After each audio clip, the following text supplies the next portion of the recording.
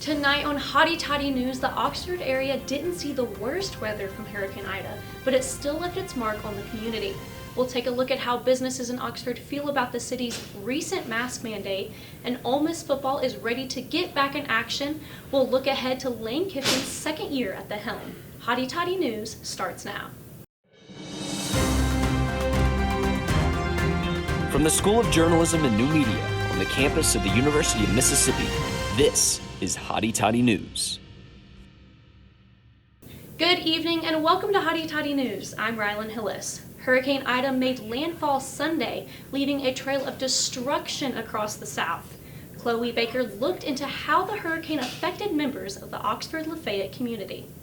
New Orleans native and Ole Miss student Trevor Termini spent his weekend worrying about his parents, who lost service for hours, forcing Trevor to rely on his local weather station for updates. I was sitting in one of my classes and I kept getting a phone call from the same number over and over, so I just stepped out and answered it, and it was my mom, and I was like, thank God, and she was like, we're okay. Residents who were in the path of the hurricane had to make the difficult decision to stay in their homes or evacuate. And they were talking about how their studios were like shaking and they could hear the creaks and the groans of the building.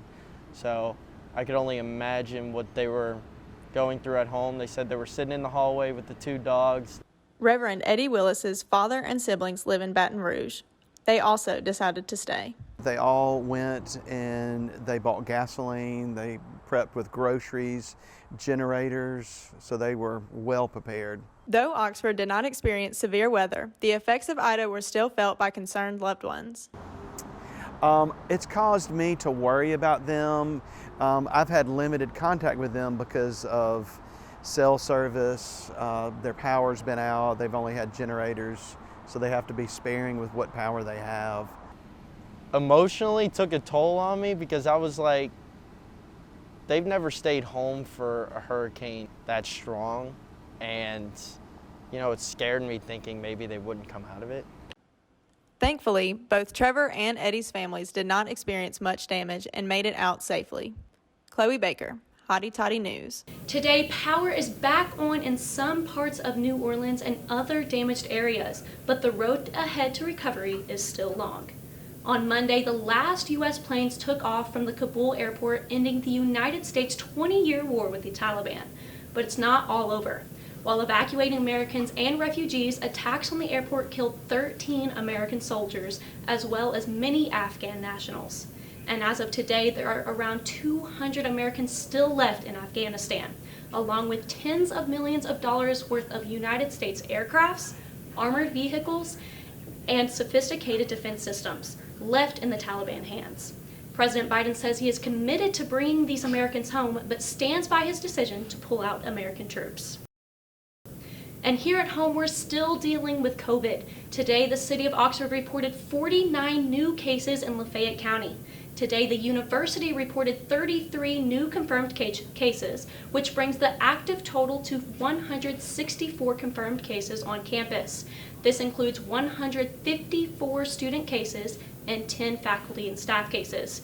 The state of Mississippi has the second highest death rate from COVID and fewest vaccinations out of all 50 states.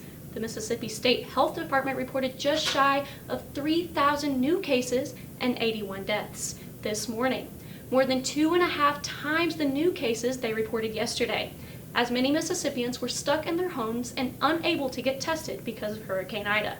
And last week, the Board of Aldermen voted to make masks mandatory indoors to ease the pressure off the Baptist Memorial Hospital.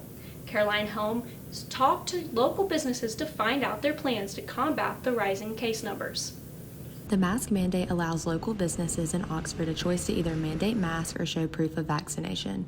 Oxford Mayor Robin Tannehill says the mask mandate is only valid for indoors for now. The Board of Aldermen did not put in place any mandates regarding outdoor group gatherings or sizes of gatherings or reduced capacities in any type of business. While the city gave businesses an option on how to impose the new regulation, many chose the mask method.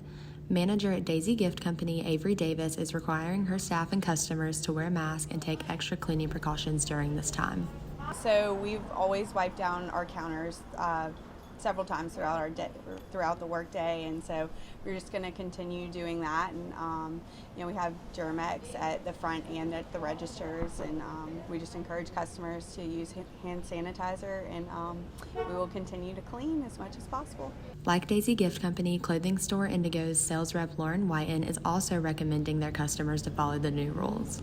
We've always been required to wear masks as workers, but now we just encourage the public to wear masks. We have been cleaning this whole entire time. We use Clorox wipes and different things to make sure our counters and spaces are all clean. With COVID cases rising, businesses are asking Oxford to mask up and get vaccinated. For Hotty Toddy News, this is Caroline Helms. The city of Oxford will be meeting on a weekly basis to decide whether to extend the mandate, but they are not considering closing businesses or limiting capacities. Along with upholding the mask mandate, the university is pushing the vaccine. They held a Pfizer vaccination clinic today on campus at Johnson Commons, and they're hosting more clinics on September 7th, 15th, 22nd, and every Tuesday starting on October 5th. You can get more info on these dates on the Ole Miss website. You don't need an appointment. All you need is 2 medical forms that are available to print on the Ole Miss website. After a year and a half of classes online, Ole Miss is finally back in person. Reporter Sarah Brooks Adams shows us how students are adjusting. Classes are back in session and campus is buzzing with action. Despite the mask mandate, students are happy to learn in person. I love being back in in-person classes because I'm the type of person who has to learn in person. And kind of be hands-on in the classroom. Don't get me wrong, I'm glad to be back on campus at Ole Miss. I was a freshman last year, so this is entirely different to me. While some students prefer to be in person and hands-on, professors like the productivity of being online. I feel like I became very, very productive last year. So I enjoy the online, but I also appreciate the importance of having this real person interaction on campus. Although students are happy to be back in in-person classes, parking is an issue they definitely didn't miss.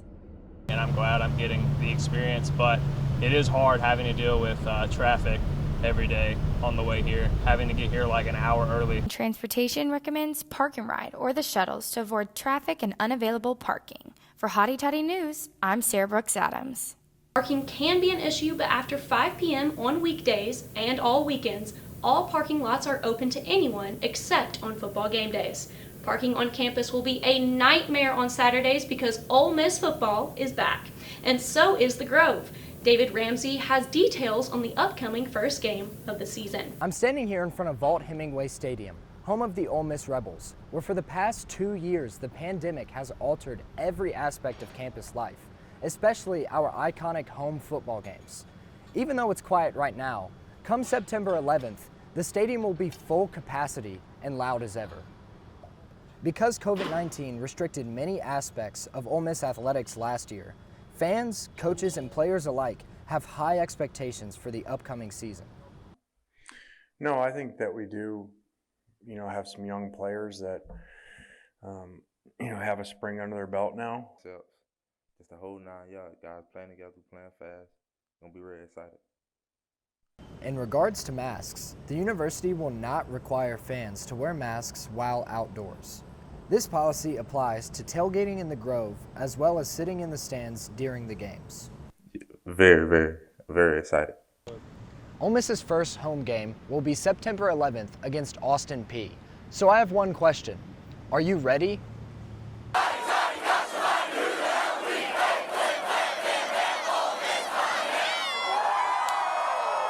That game kicks off on Monday at 7 p.m. in Atlanta in the Mercedes-Benz Stadium.